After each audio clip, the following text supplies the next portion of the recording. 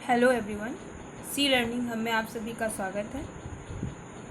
इस वीडियो में most important 20 MCQs लिए गए हैं जो कि आपके GIC lecturer, assistant professor, PGT exam में हेल्पफुल रहेंगे और इससे जुड़े हुए और भी जो भी कॉम्पिटिटिव एग्ज़ाम्स होते हैं उसके लिए ये बेनिफिशियल रहेंगे। तो वीडियो की शुरुआत करते हैं।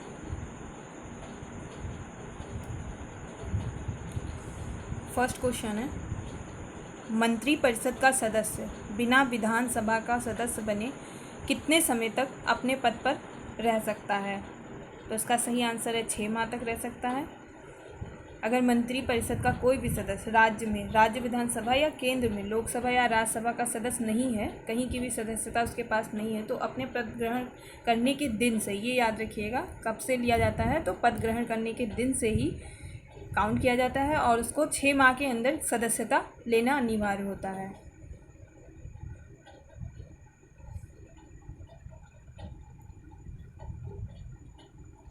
नेक्स्ट क्वेश्चन, सेकंड नंबर, भारतीय संविधान में राज्य की नीति निर्देशक तत्व कहाँ से ग्रहण किए गए हैं? तो इसका सही आंसर है बी, आयरलैंड से इसको लिया गया है। और देख लेते हैं, आयरलैंड से नीति निर्देशक सिद्धांत के अलावा लिया गया है राष्ट्रपति के निर्वाचन मंडल की व्यवस्था ली गई है। राष्ट्रपति द्वारा राज्यसभा में साहित्य, कला, विज्ञान व समाज सेवा इत्यादि के क्षेत्र में ख्याति प्राप्त व्यक्तियों का जो मनोनयन किया जाता है वो भी आयरलैंड के संविधान से लिया गया है।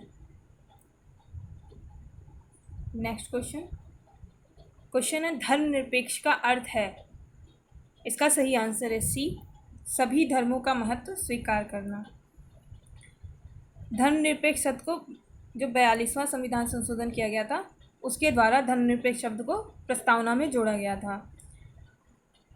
हालांकि जो अनुच्छेद 25 से 28 तक धार्मिक स्वतंत्रता का अधिकार है उसमें इसकी छवि है पहले से, लेकिन इसको प्रस्तावना में 42वें संविधान संशोधन द्वारा धर्मनिरपेक्ष शब्द जोड़ा गया है।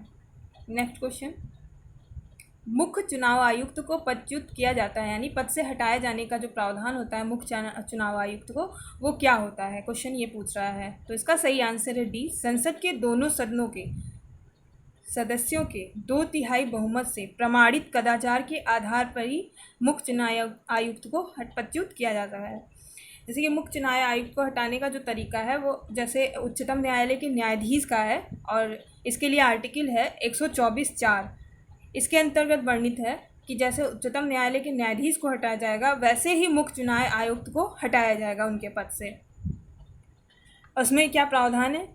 संसद के दोनों सदनों के सदस्यों के 2/3 बहुमत से प्रमाणित कदाचार अथवा असमर्थता के आधार पर, ये दो शब्द याद रखिएगा, कदाचार और असमर्थता के आधार पर हटाया जाएगा। ये क्वेश्चन पूछा जा सकता है कि अगर मुख्य चुनाव आयुक्त को पदच्युत किया जाता है तो किन आधारों पे किया जाता है। यहाँ से भी क्वेश्चन आ सकते हैं कि कदाचार और असमर्थता दो शब्द और फिर अनुच्छेद 124 में ही 124(4) में जो वर्णित है वही लागू होता है मुख्य चुनाव आयुक्त पर।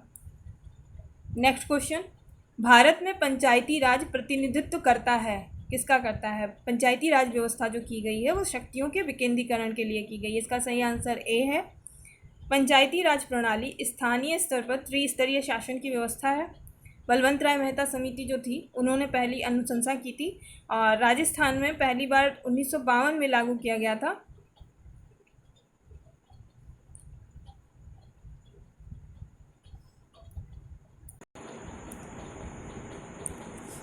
ये जो नागौर में लागू किया गया था राजस्थान में, तो वो 2 अक्टूबर 1959 में लागू किया गया था। मैंने गलती से बोला है 52, 1959 में बलवंत राय मेहता समिति की अनुशंसा के आधार पर राजस्थान के नागौर में लागू किया गया था।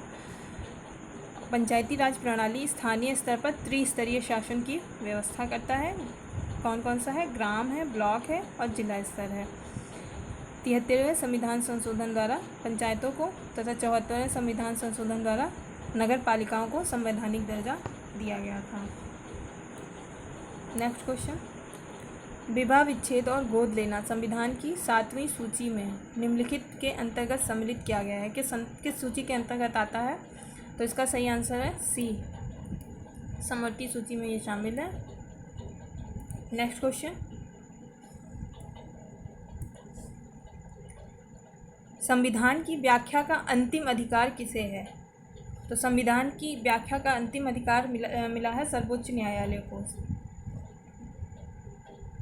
और ये न्यायिक पुनरावलोकन के तहत उसे शक्तियाँ प्राप्त हैं इसकी। नेक्स्ट क्वेश्चन, राष्ट्रपति का निर्वाचन किस प्रकार से होता है? तो इसका सही आंसर है अप्रत्यक्ष रूप से होता है, निर्वाचक मंडल द्वारा किया जाता है। इसका जो संविधान में वर्णन है अनुच्छेद 44 से जुड़ा हुआ है, ये इंपॉर्टेंट है आर्टिकल, याद रखिएगा। इसमें राज्यसभा, लोकसभा और राज्यों की विधानसभाओं के निर्वाचित सदस्य शामिल होते हैं राष्ट्रपति के निर्वाचन में। नेक्स्ट क्वेश्चन 9 नंबर क्वेश्चन है, निम्नलिखित में कौन सा एक जियोम नहीं है? सी ऑप्शन पारिस्थितिक तंत्र जियोम नहीं है, क्योंकि जियोम में क्या होता है कि जो एक स्पेशलिटी होती है उसके आधार पे ही उस जियोम का नाम होता है, जैसे घास भूमि जियोम, मरुस्थल जियोम, टुंड्रा जियोम। तो जियोम एक बृहद प्राकृतिक पारितंत्र होता है जिसमें पौधों और जानवरों के समुदाय शामिल किए जाते हैं, और यहाँ पर सभी जीव जंतुओं में न्यूनतम समान विशेषताएं पाई जाती हैं, और जियोम के सभी क्षेत्रों में समान पर्यावरणीय परिस्थितियाँ पाई जाती हैं। साधारण तरीके से क्या होता है कि जियोम को वहाँ की प्रमुख वनस्पति के आधार पर ही जाना जाता है, यही मतलब जैसे कि घास भूमि जियोम, मरुस्थल जियोम। नेक्स्ट क्वेश्चन 10 नंबर क्वेश्चन है, पुराणों की संख्या कितनी है? तो इसका सही आंसर है बी, पुराणों की संख्या जो है वो 18 है, और रचना की थी लोमहर्ष ऋषि तथा उनके पुत्र थे उग्रश्रवाधारा। ये याद रखिएगा कि किसने इसकी रचना की है पुराणों की, तो लोमहर्ष ऋषि, और उनके पुत्र का नाम था उग्रश्रवाधारा। और ये सारे पुराणों के नाम ही, ये 18 टोटल पुराण हैं और इसका नाम दिया गया है, पॉज करके आप देख लीजिएगा। नेक्स्ट क्वेश्चन, कुष्ठ रोग किसके द्वारा उत्पन्न होता है? तो इसका सही आंसर है ए, जीवाणु के द्वारा कुष्ठ रोग होता है, और यह संक्रामक रोग है जो माइकोबैक्टीरियम लेप्री तथा माइकोबैक्टीरियम लेप्रोमेटोसिस नामक जीवाणु के कारण होता है। ये इंपॉर्टेंट है, कौन सा रिस्पॉन्सिबल जीवाणु है? तो माइकोबैक्टीरियम लेप्री और माइकोबैक्टीरियम लेप्रोमेटोसिस, ये इंपॉर्टेंट क्वेश्चन है।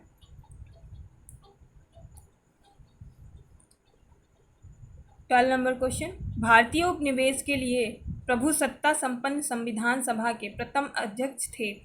तो इसके प्रथम अध्यक्ष थे डॉक्टर राजेंद्र प्रसाद जी। 9 दिसंबर 1946 को दिल्ली में संविधान सभा की बैठक हुई थी, इसमें सच्चिदानंद सिन्हा को अस्थायी अध्यक्ष बनाया गया था, और 11 दिसंबर 1946 को सभा ने डॉक्टर राजेंद्र प्रसाद को अपना स्थायी अध्यक्ष चुना था। इसमें चूँकि भारतीय स्वतंत्रता अधिनियम 1947 के द्वारा संविधान सभा भारतीय अधिराज्य के लिए संप्रभु संविधान सभा घोषित की गई, तथा तत्कालीन अध्यक्ष जो थे वो राजेंद्र प्रसाद जी थे। नेक्स्ट क्वेश्चन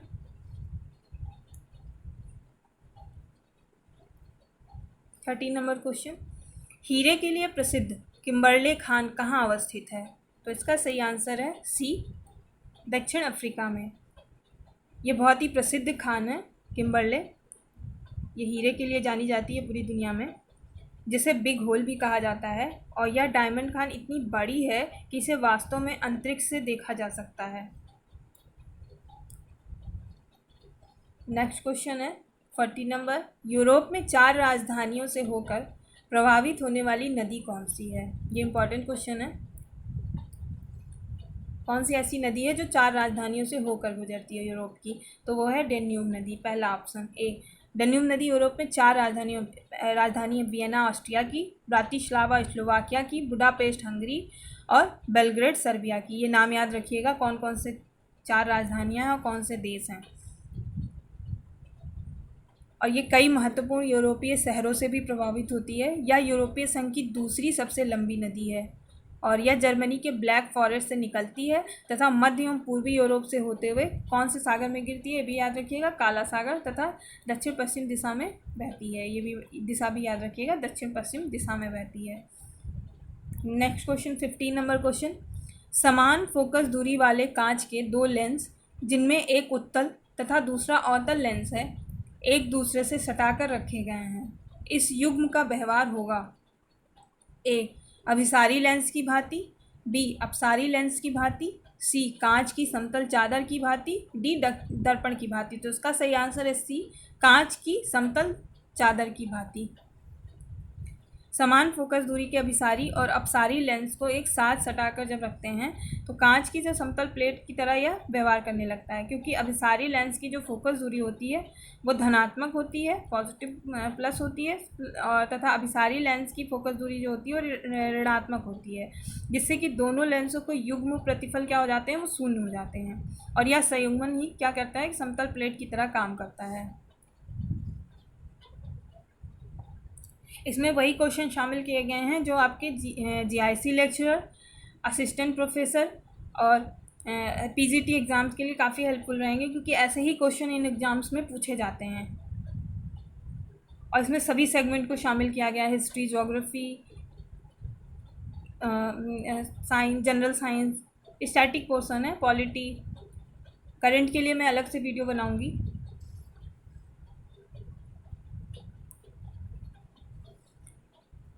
जब सुभाष चंद्र बोस ने भारतीय राष्ट्रीय कांग्रेस से इस्तीफा दे दिया तब उस सीट के लिए किसका नाम प्रस्तावित किया गया था? तो राजेंद्र प्रसाद का नाम प्रस्तावित किया गया था। सुभाष चंद्र बोस ने 1939 के त्रिपुरा, ये याद रखिएगा कौन सा अधिवेशन था, त्रिपुरा अधिवेशन में गांधी जी द्वारा क्या था, समर्थित थे पिट्टावी सीतारमैया, वो पराजित हो गए थे। फिर कांग्रेस के दूसरी बार जब अध्यक्ष बने, परंतु कार्यकारिणी के गठन के प्रश्न पर गांधी जी ने के साथ इनका मतभेद हो गया, फिर उन्होंने भारतीय राष्ट्रीय कांग्रेस से इस्तीफा दे दिया। इसके बाद डॉक्टर राजेंद्र प्रसाद कांग्रेस के अध्यक्ष बने।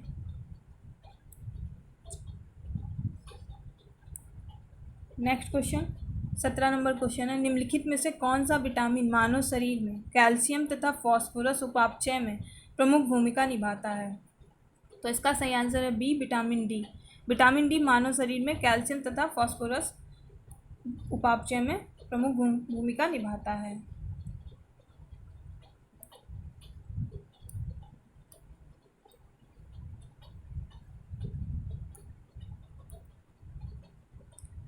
एटीन नंबर क्वेश्चन, भारत का लौह अयस्क भंडार निम्नलिखित में से किस शैल समूह से संबंधित है? तो इसका सही आंसर है ए धारवाड़ से संबंधित है।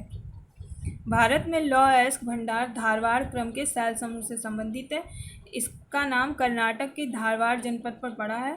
गोंडवाना क्रम की चट्टानों का संबंध जो होता है कोयला कडप्पा का मुख्यतः चूना पत्थर तथा विंध्यन क्रम का जो संबंध होता है वो लाल बलुआ पत्थर से होता है।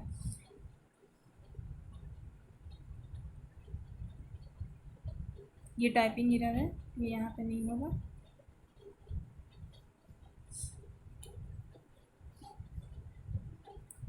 नेक्स्ट क्वेश्चन 19 नंबर क्वेश्चन है, उत्तर प्रदेश के निम्नलिखित नगरों में से किसमें भारतीय दलहन अनुसंधान संस्थान स्थित है? तो इसका सही आंसर है कानपुर में स्थित है दलहन अनुसंधान संस्थान। नेक्स्ट क्वेश्चन 20 नंबर क्वेश्चन और इस वीडियो का लास्ट क्वेश्चन है, उत्तर प्रदेश में पहला तैरता सौर ऊर्जा संयंत्र निम्नलिखित में से किस बांध पर बना है? तो ये रिहंद बांध पर बना है। उत्तर प्रदेश का यह पहला तैरता सौर ऊर्जा संयंत्र है। इसकी लागत जो आई थी 750 करोड़ रुपए आई है और इस जिला पड़ता है सोनभद्र और इसकी क्षमता 150 मेगावाट की है।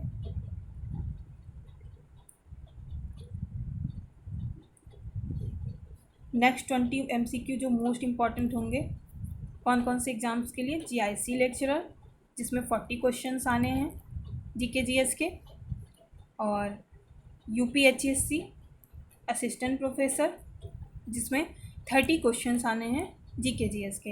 इन दोनों एग्ज़ाम्स के लिए साथ में पीजीटी का एग्ज़ाम भी आप कंसीडर कर सकते हैं। इन सभी एग्ज़ाम्स में जीके जीएस के क्वेश्चंस 30-40 के रेशियो में आते हैं और ये काफ़ी आपके लिए हेल्पफुल रहेंगे, क्योंकि जीके जीएस में आपको सेलेक्टिव होना बहुत मुश्किल होता है, क्योंकि काफ़ी ब्रॉड सिलेबस है जीके जीएस में और पढ़ना आपको सब कुछ है। उसमें आपको ज्योग्राफी भी पढ़ना है, पॉलिटी भी, और चूँकि जीआईसी लेक्चरर का एग्ज़ाम यूपीपीएससी करवाती है, आयोग करवाता है, तो इसका जो पैटर्न होता है काफ़ी हद तक वो पीसीएस के लेवल का होता है। क्वेश्चंस का जो लेवल होता है वो काफ़ी अच्छा होता है। तो उसमें जनरल स्टडी जितनी ज़्यादा आप प्रैक्टिस करेंगे उतना ही आपके लिए हेल्पफुल रहेगा।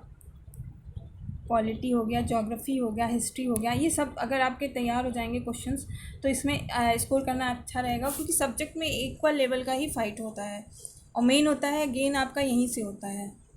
जीके जीएस जो बेटर कर जाएगा उसका सिलेक्शन निश्चित है। तो अगर आपने चैनल को सब्सक्राइब नहीं किया है तो प्लीज़ सब्सक्राइब कर लें, लाइक करें, शेयर करें, दूसरों को भी बेनिफिट्स दें शेयर करके। इस वीडियो में इतना ही। नेक्स्ट जल्दी अपलोड कर दिया जाएगा, इसके लिए आप बेल आइकन प्रेस कर लीजिएगा ताकि कोई भी जो भी नोटिफिकेशन हो वीडियो से रिलेटेड वो आपको मिल जाए।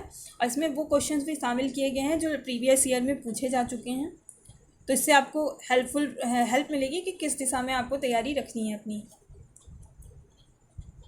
जल्दी दूसरे वीडियो के साथ मैं उपस्थित होंगी।